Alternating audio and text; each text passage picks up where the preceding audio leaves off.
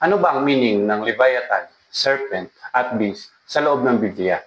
Sabi ng ibang tagapagturo na napanood ko sa internet na ito daw ay literal na halimaw. Gaya na lang nitong Leviathan na umahon sa dagat.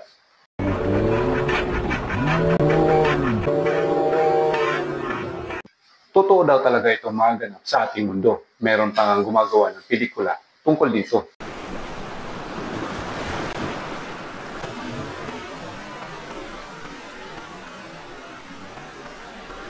Totoo kaya ito?